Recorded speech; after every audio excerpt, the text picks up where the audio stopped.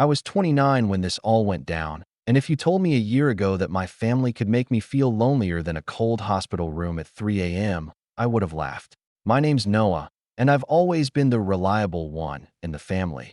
The guy who shows up early to help set up chairs before Christmas dinner. The one who remembers everyone's birthdays. The one who bails my younger sister out of trouble when she blows through rent money. I guess I just assumed that kind of effort meant something. Turns out, I was wrong. It all started with an emergency surgery that came out of nowhere. One morning I woke up with this sharp, stabbing pain in my side, the kind that makes you curl up and try not to breathe too hard. By noon I was in the ER, being told my appendix was about to burst and I needed surgery immediately. It was the kind of moment where you expect someone to drop everything and come sit with you. I texted the family group chat from my hospital bed. "Hey, I'm in the ER, going into surgery in an hour." My mom replied with a thumbs up emoji. A thumbs up. My dad didn't say anything. My sister wrote, "OMG, good luck," and then 2 minutes later sent a selfie from a brunch spot with a mimosa. I stared at my phone screen, trying to convince myself they'd show up later. Surgery went fine, and when I woke up groggy and sore, the nurse told me I might have visitors later. But nobody came. I figured, okay, maybe they'll come tomorrow.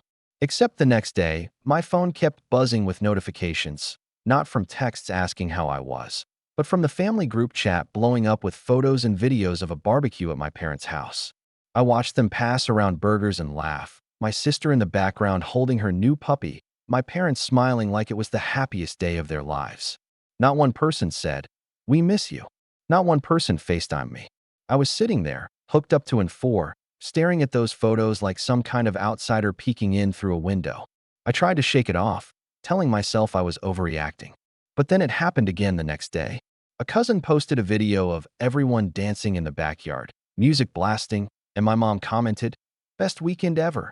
Best weekend ever," while I was lying there alone, trying to reach the cup of water on my bedside table without ripping my stitches. I didn't say anything in the group chat. I just left my phone on the table and stared at the ceiling, feeling this hollow kind of anger building in my chest. The nurse came in and asked if I was okay, and I lied. I said I was fine. By day 3, I'd stopped hoping they would come. I just watched their updates like a weird punishment. The group chat was full of laughing emojis, photos of cocktails, and jokes I wasn't included in. I couldn't even bring myself to mute the chat because some part of me was waiting for someone to say, "Hey, let's go see Noah." But that message never came.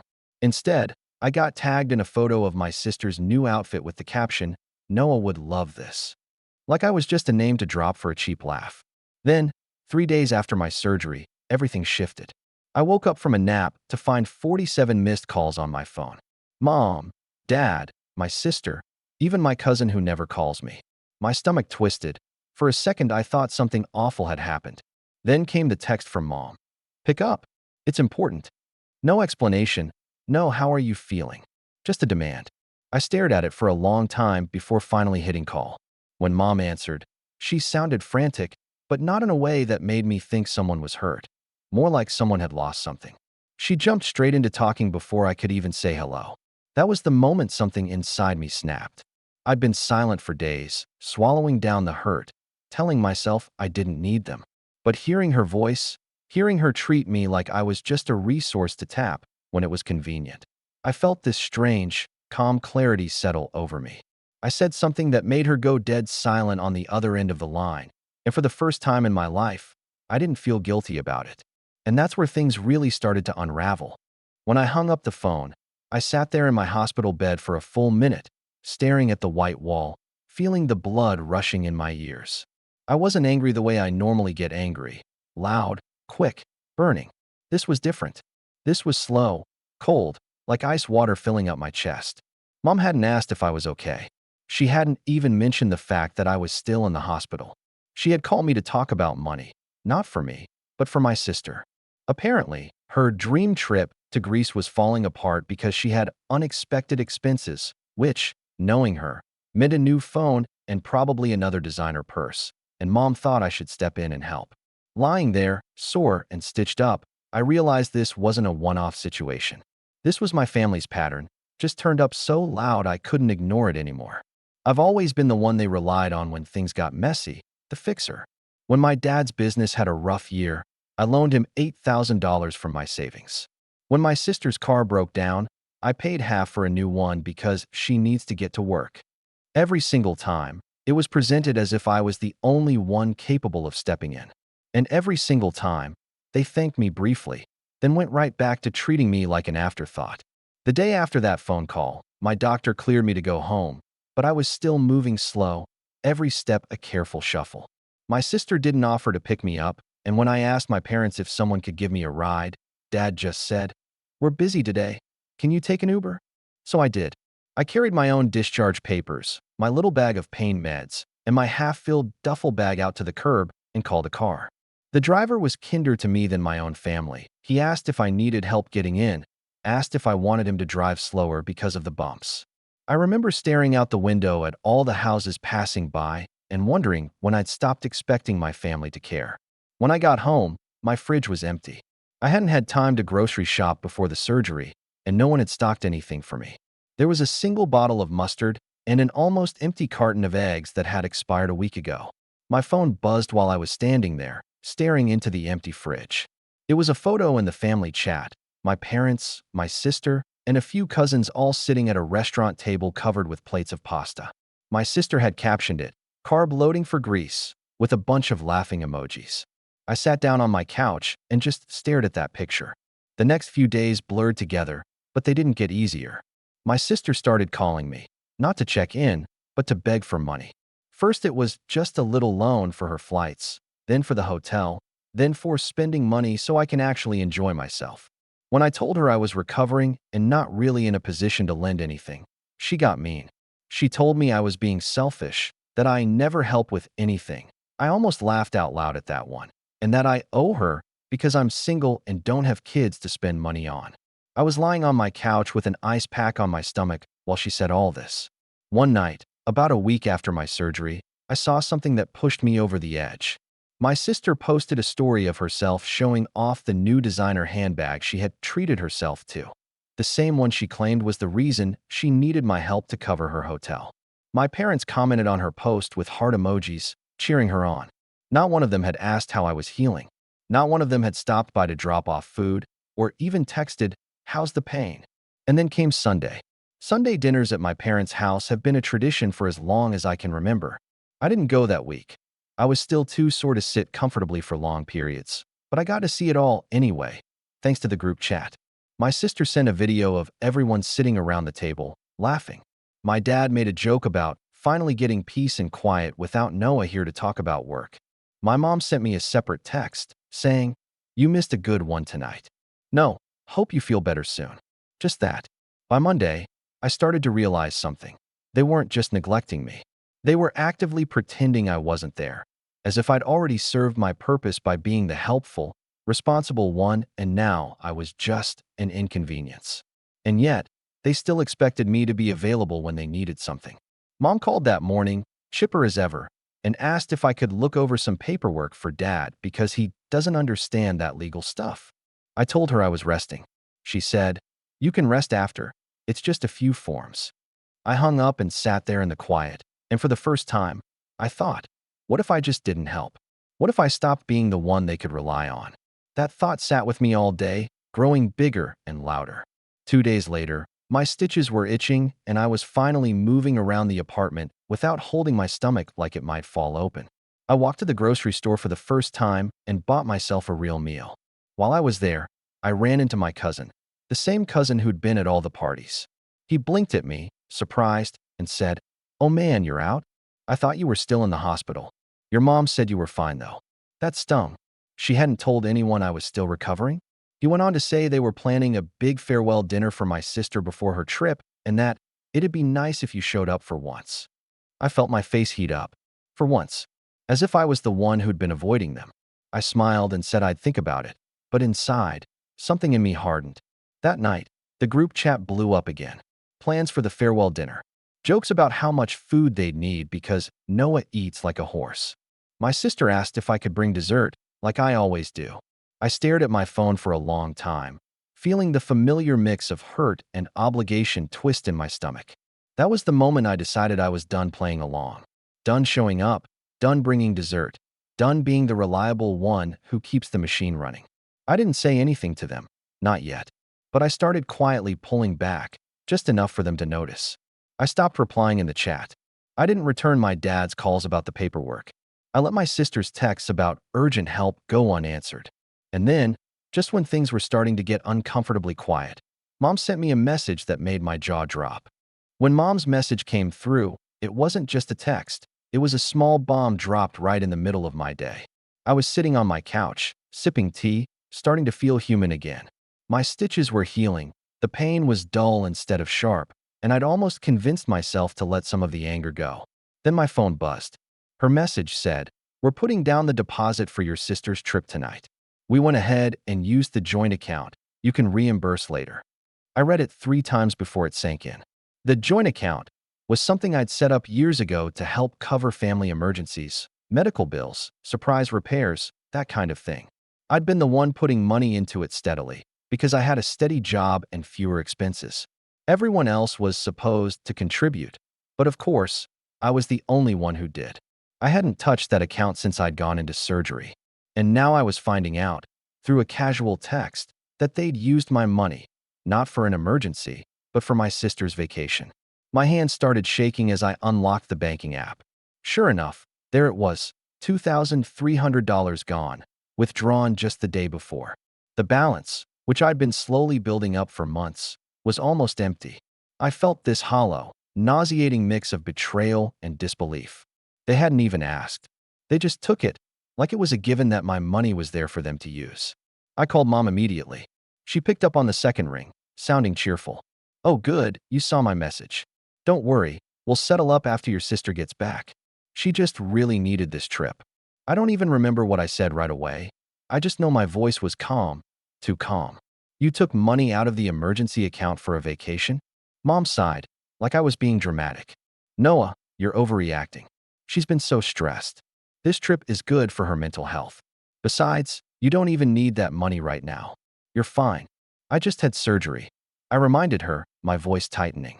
That account was for emergencies, like if I had unexpected medical bills. Which I do. There was a pause. Then she said, almost laughing, "You have insurance. You'll be okay. Don't be so selfish." Selfish. That word landed like a slap. I could feel the back of my neck getting hot.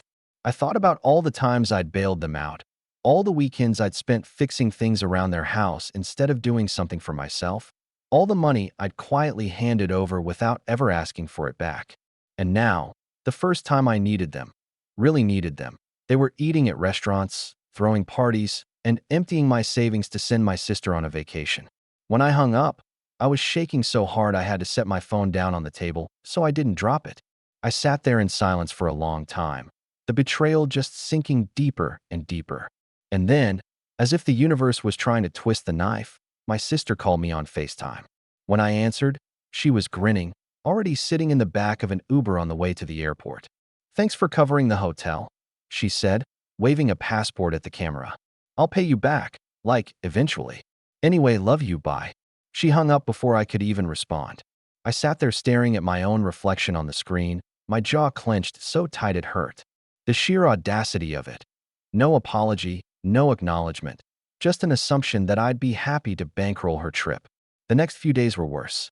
Every time I opened social media, there she was, posting pictures of herself on a beach, holding cocktails, showing off her vacation haul.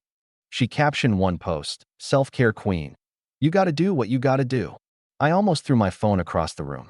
Meanwhile, my mailbox was filling up with hospital bills. Even with insurance, I owed thousands. I called Mom to tell her and asked, carefully, trying not to explode, if they could help cover what they took from the account. She brushed me off. "We'll talk about it later. Right now, we're focusing on your sister. She deserves this time." That was the moment something in me broke. Not cracked, broke. I'd been walking this fine line, trying to keep the peace, trying to believe that if I just stayed calm and patient, they'd come around. But they weren't going to. They were never going to see me as anything other than the one they could lean on, the one who would just quietly take care of everything without complaint. The final straw came the night of my sister's farewell dinner, the one I hadn't planned on attending. I stayed home, figuring it would be easier not to see them all laughing over the pasta they'd bought with my money. But around 10 p.m., My phone buzzed with a text from my dad. "Where were you tonight? You really disappointed your mother. We counted on you to bring dessert. Don't make your sister feel bad before her trip." I just sat there staring at it, my heart pounding. Counted on me. Like I was some kind of caterer they'd hired and I'd failed to deliver. My hands were shaking as I typed back. "You took my money without asking. You didn't visit me once while I was in the hospital. And you still expect me to bring dessert?" He didn't reply. But the next morning, I woke up to a long paragraph from Mom about family obligations and not holding grudges and remembering who's always been there for you.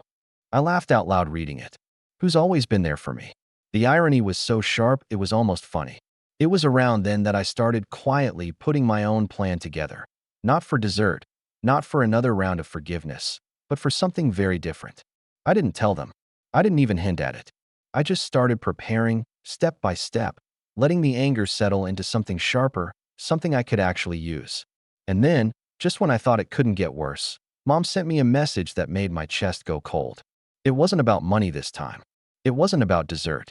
It was something much bigger, and it was going to change everything between us. Mom's message came late at night, just as I was getting ready for bed. It was short, just a few sentences, but it hit harder than anything she'd said so far.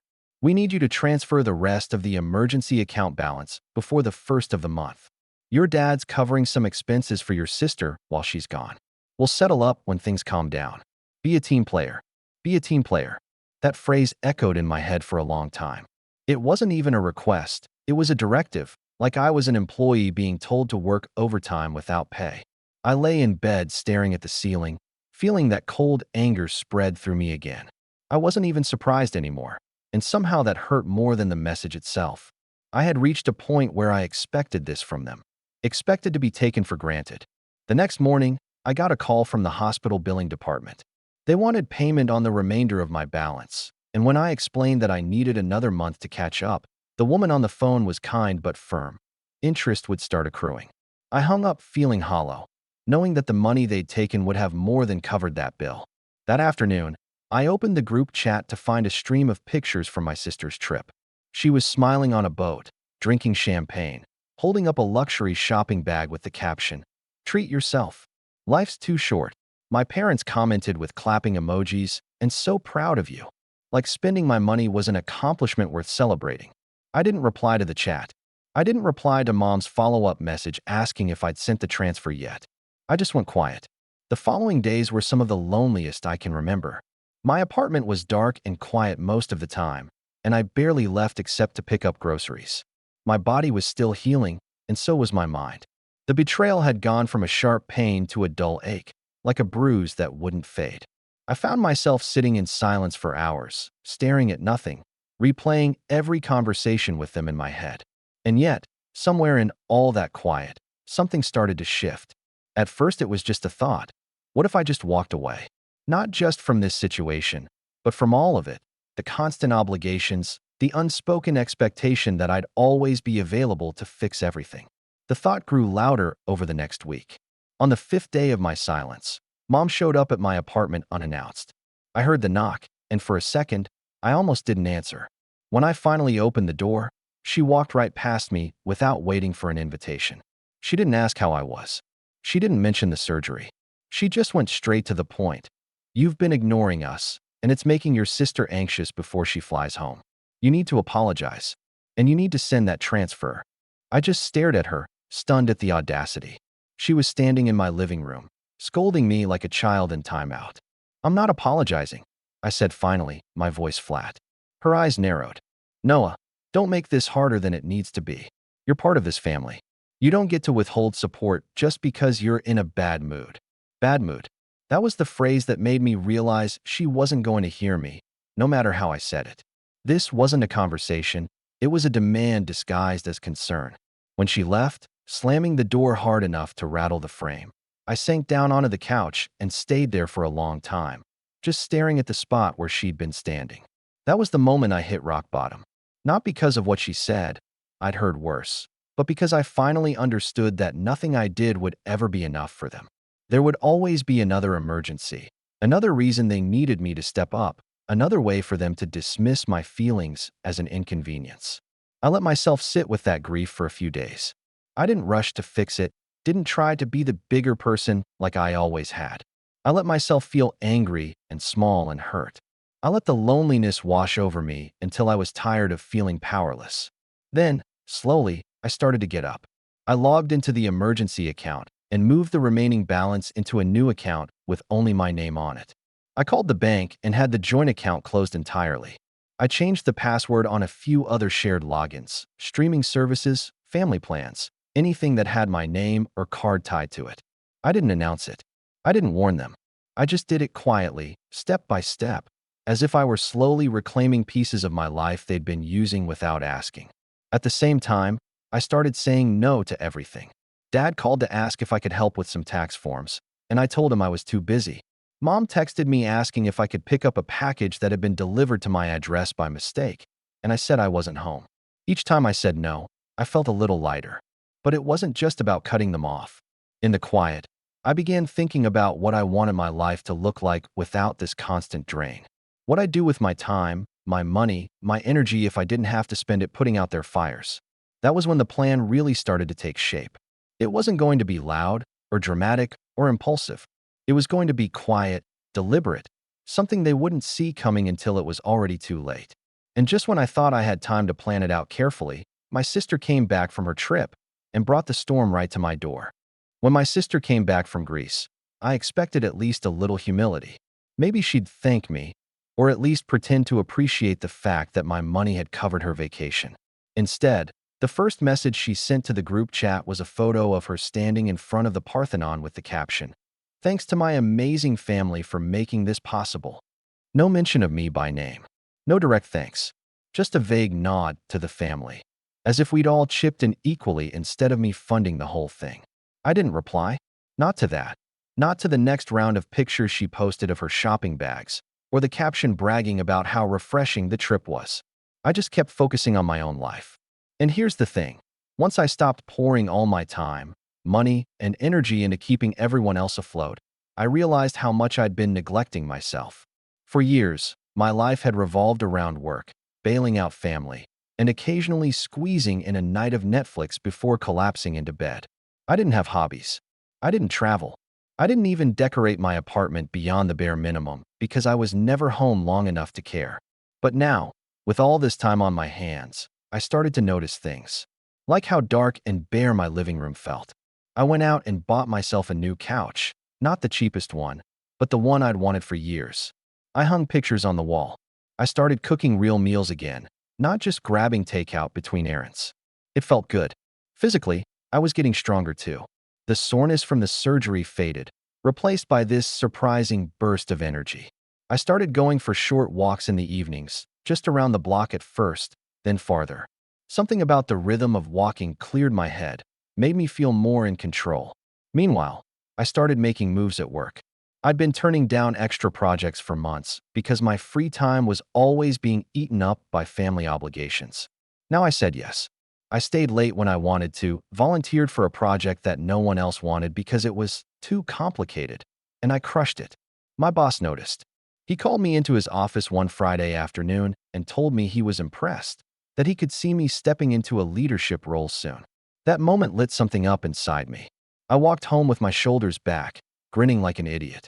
For the first time in months, maybe years, I felt like I was moving forward instead of just standing still. And while I was growing stronger, my family was, well, they were starting to notice my silence. It began with small things, texts from mom saying, "We miss you at Sunday dinner," or dad calling and leaving a voicemail about how I was pulling away from the family. I didn't answer. Then the request started. Could I help fix something around their house? Could I come look at dad's taxes? Could I spot my sister some cash because she'd gone over budget on her trip? Each time, I said no. Politely at first, then with more firmness. My sister, of course, took it personally. She sent me a long text accusing me of punishing her for taking the trip, as if the trip itself wasn't funded by me in the first place. She ended it with, "Family is supposed to support each other, Noah. Stop acting like you're better than us." That text didn't hurt the way it might have before. If anything, it clarified things for me. She wasn't sorry. None of them were sorry. They weren't trying to fix what they'd done. They were just upset that I'd stopped playing my role. So I kept going. I started therapy, something I'd been putting off for years because it wasn't the right time. My therapist helped me see just how deep this pattern of enabling went, how much I'd been taught to prioritize their needs over my own since I was a kid. For the first time, I started untangling myself from that guilt. And then, something unexpected happened. My boss called me back into his office a month later and offered me a promotion, a big one. More pay, more responsibility, and a chance to move into a new apartment closer to the office if I wanted it. I said yes without hesitation. The first thing I did after signing the paperwork was find a new place. It was bigger, brighter, and felt completely mine in a way my old apartment never had. I packed my things slowly, deliberately, choosing what was worth bringing with me and leaving the rest behind. It felt like shedding an old skin. I didn't tell my family I was moving. When Mom texted me one Sunday asking why I hadn't been over in weeks, I just replied, "I've been busy," which was true. I was busy building something that was mine. On the day I moved in, I stood in the middle of my new living room, surrounded by boxes, and felt this rush of pride. I had done this. I had gotten here on my own. But with that pride came something else, something sharper. Because as much as I loved my new life, I couldn't forget what had pushed me here. Every time I saw a hospital bill, every time I thought about lying in that hospital bed watching my family's party videos, that cold anger came back. I had given them chance after chance to make it right, to show even a little remorse, and they hadn't. And now I wasn't just hurt Noah, the one they could push around. I was Noah with a better job, a new apartment, a plan forming quietly in the background. So I started preparing. I pulled together every receipt, every bank statement from the last year, every transfer I'd made to the family emergencies that weren't emergencies at all. I made copies of everything and organized them into neat folders. And then I waited, because I knew it was only a matter of time before they asked for something again. And when they did, I wasn't just going to say no. I was going to show them exactly why I was done. And sure enough, the opportunity came sooner than I expected. It didn't take long for them to come knocking again. It never does. About 2 weeks after I moved into my new place, I got a message from Dad. Not even a call this time, just a text. "Need your help with the property taxes on the lake cabin. Call when you can." The lake cabin. Of course. That place had been in the family for decades, but it was my parents' pride and joy. A spot for summer barbecues, family photos, and fishing trips. Except I was the one who'd been quietly covering half the maintenance costs for the past 3 years, after they claimed money was tight. I'd paid for the roof repairs, for the new water heater, even for some of the furniture when they said they couldn't swing it. And now, they wanted me to cover the taxes too? Instead of calling back right away, I sat down at my kitchen table and opened my laptop. I had already gathered a folder full of documents. Every transfer, every Venmo receipt, every text from Mom or Dad asking for just a little help. But I hadn't gone deeper until now. That night, I went through everything. Years of transactions. I made a spreadsheet listing every dollar I'd ever given them, color-coded by purpose. House repairs, emergencies, my sister's car, my dad's business. By the time I was done, the total made my stomach turn. It wasn't just a few thousand here and there. It was more than $40,000. $40,000 of my hard-earned savings, gone, spread over years of me trying to keep everyone happy.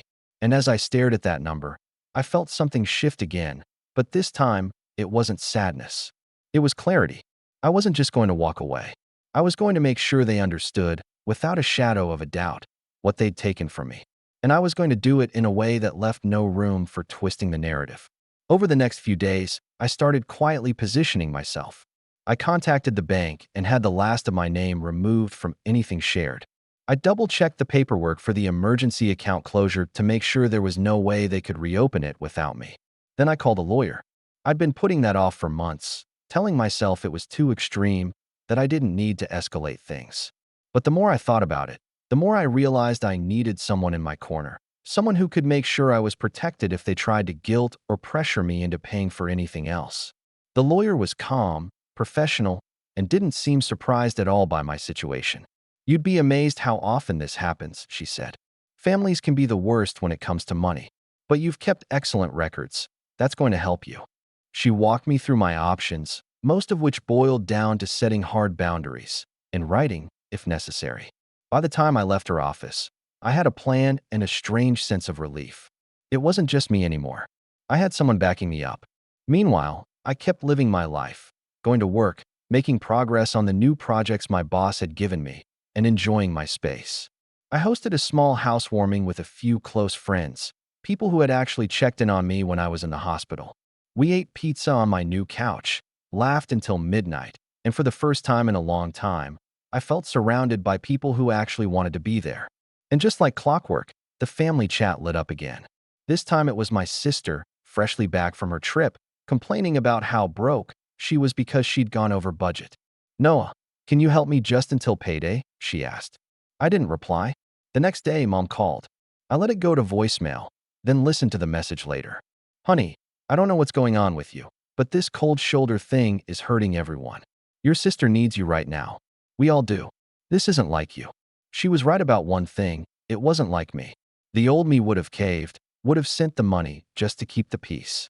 But the new me? The one who'd built a new life, gotten a promotion, and started seeing things clearly? That version of me wasn't going to cave. So instead of sending money, I sent a different kind of message. I typed up an email, not a text.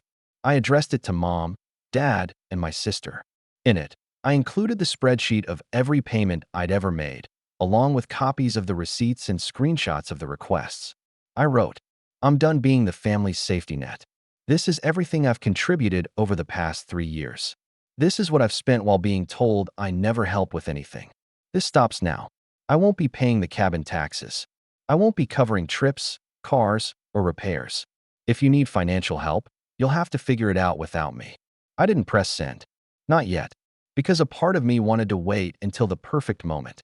A moment where it would hit the hardest, where they wouldn't be able to dismiss it or spin it as me being dramatic. And that moment came faster than I thought. A week later, Mom called me again, this time sounding less chipper, more urgent. "We need to talk," she said. "About the cabin. And about the family. This distance isn't healthy. Come to dinner this Sunday. Please." I almost said no. But then I thought about the email draft sitting in my inbox, the spreadsheet ready to go, the months of hurt and frustration that had been building up. No, I wouldn't skip this dinner. I was going to go, and I was going to be ready. Because if they wanted to talk about the cabin, if they wanted to talk about the family, then for the first time in my life, I was going to make them listen, really listen, to me. And that was the night everything would start to shift, for good. Sunday came faster than I expected, but I felt more ready than I ever had. I got dressed deliberately. Nothing flashy, but nothing that would make me look like I was showing up to beg, either. I wore a dark button-down, nice shoes, and took my time combing my hair. I looked calm, collected. The drive to my parents' house was quiet except for the hum of the tires, and I used the whole ride to rehearse what I was going to say. Not to argue, not to yell, just to make it impossible for them to ignore me. When I pulled into their driveway, I noticed something right away. Everyone was already there. My sister's car, my cousin's cars, even my uncle's truck. This wasn't just a casual Sunday dinner. This was an intervention, and I was the target. Inside, the house smelled like roast chicken and garlic bread, but there was a heaviness in the air that had nothing to do with food. My mom met me at the door, all tight smiles, and ushered me into the dining room where everyone was already seated. "Good. You're here," she said, like I'd been late to an appointment. "Sit down. We have a lot to talk about." I sat, folded my hands in front of me, and waited. Dad started. "Noah, this distance you've put between yourself and the family isn't healthy. We've been worried. Your sister feels like you're punishing her. We all feel like you're holding a grudge." My sister jumped in before I could reply. "You've been so cold lately, Noah. This is supposed to be a happy time for me. I just got back from my trip, and you're ruining it with your attitude." I let them talk. Let them air out every complaint they had, every accusation about how I was withdrawing and acting superior and making everyone feel guilty. I just sat there, calm, nodding occasionally. When they finally finished, I reached into my bag and pulled out a folder. "Are you done?" I asked quietly. Mom frowned. "This isn't about paperwork, Noah. This is about—" "No," I said, my voice firm but level. "This is about exactly this." I opened the folder and laid the first page on the table, the spreadsheet. Color-coded, neatly labeled, every dollar accounted for. "This," I said, tapping the page, "is what I've contributed to this family over the last 3 years. $42,763. Roof repairs, water heater, car repairs, The Greece trip. All of it. And do you know what I got in return? Not a single visit when I was in the hospital. Not one meal dropped off. Not one word of thanks. Just more demands. The room went quiet. My sister shifted uncomfortably. Dad looked down at the table. I slid the next few pages out. Receipts, transfers, screenshots of texts asking me for help. You want to talk about me holding grudges? This is why?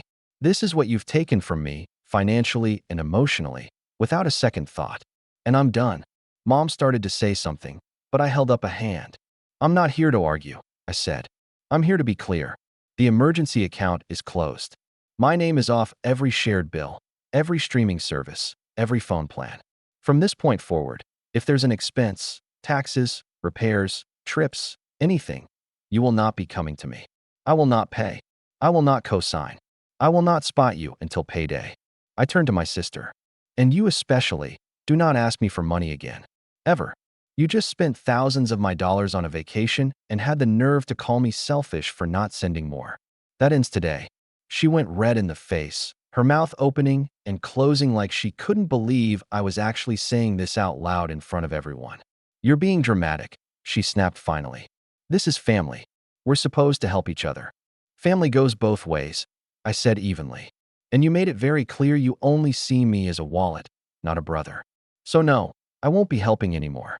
You'll have to figure things out the way I had to figure out how to get home from surgery alone. The silence that followed was so thick I could hear the hum of the refrigerator from the kitchen. Finally, Mom tried again. Noah, you can't just cut us off like this. What about the cabin? We can't cover those taxes without you. I looked her dead in the eye. Then sell it. The words landed like a punch. Dad's face went pale. The cabin was his pride, his legacy.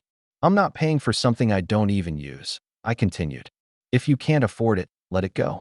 But you will not make me responsible for it. Not anymore. I stood up, gathered my papers, and tucked them back into the folder. I came here tonight to say this once, so there wouldn't be any confusion later. You know where I stand now. And then, with the entire table staring at me in stunned silence, I walked out. On the drive home, my hands were steady on the wheel. For the first time in years, I felt free. But that wasn't the end. Because what I didn't tell them, what I was saving for later, was that I'd already taken one final step to make sure they couldn't drag me back into this cycle. And when they found out what it was going to hit harder than anything I'd said at that table. Driving home that night felt different than any other drive I'd ever made from that house. For the first time in my adult life, I didn't feel like I had to brace myself for the next phone call, the next guilt trip, the next emergency. I had said what I needed to say, and I hadn't yelled, hadn't begged, hadn't let my voice shake. The silence after I walked out was still ringing in my ears when I got back to my apartment. I half expected my phone to blow up with calls and texts the moment I shut my door behind me, but it didn't. It stayed quiet all night, which somehow felt louder than any argument they could have thrown at me.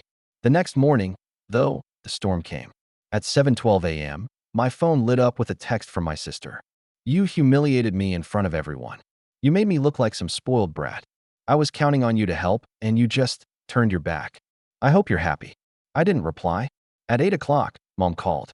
This time I let it go to voicemail, then listened as she left a long, rambling message about how shocked she was at my behavior, how cruel it was to bring up money in front of the whole family. We were trying to have a nice dinner, she said. You didn't have to make it a spectacle. Again, I didn't reply. By noon, my cousin texted me privately, saying, honestly, good for you. Someone had to say it. You should have seen their faces after you left. Total panic. That made me smile.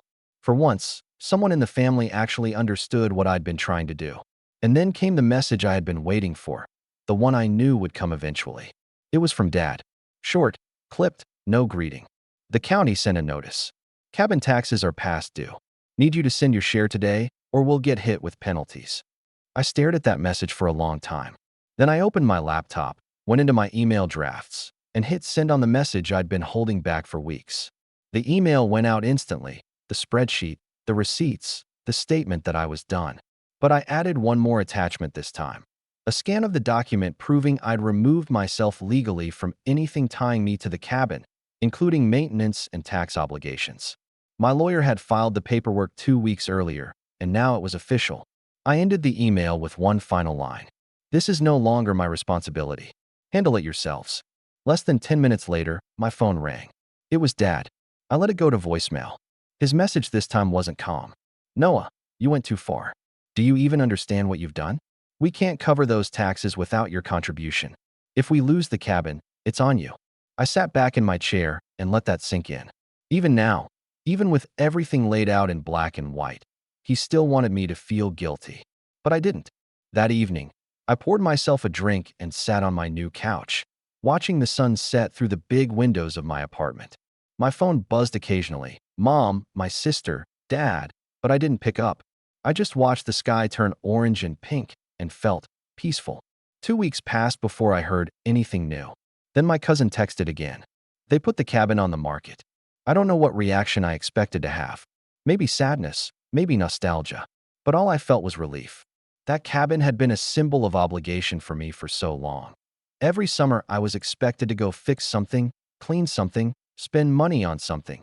That letting it go felt like letting go of a weight I'd been carrying on my shoulders. A month later, my sister tried one last time to reel me back in. She called me late at night, sounding tearful. Noah, you've made your point, okay? Can we just go back to normal? I need help with my rent this month, and I don't know who else to ask. I thought about all the times I'd helped her before. All the times I'd said yes because it was easier than saying no. And then, calmly, I said, no. There was silence on the line, just her breathing. You really mean that? She asked, her voice small. Yes, I said. I do. I'm done, Claire. For real this time.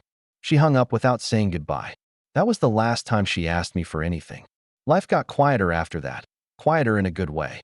Without the constant drain of their demands, I had space to focus on myself. I finished decorating my apartment, started taking weekend trips with friends, even signed up for a photography class I'd always wanted to try. Every now and then, I'd get updates from my cousin about family dinners. He said my absence was still a topic, that Mom sometimes got teary-eyed about how I'd changed, and Dad just stayed quiet. But here's the thing, I didn't feel guilty. Not anymore. Because they were right, I had changed. I'd stopped letting them use me like a safety net. I'd stopped sacrificing my own well-being just to keep the peace. The last time I saw them was at a small family event a few months later. They were polite, almost cautious around me, like they'd finally realized I wasn't going to slide back into my old role. And when the evening ended, Mom tried to hand me a stack of receipts for something they'd bought for the family, like she was testing the waters. I looked her in the eye, smiled politely, and said, "That's not my responsibility." Then I handed the receipts back, turned, and walked out into the cool night air. And for the first time in my life, I didn't feel like I was walking away from my family. I felt like I was walking toward myself. And that was the most satisfying feeling of all.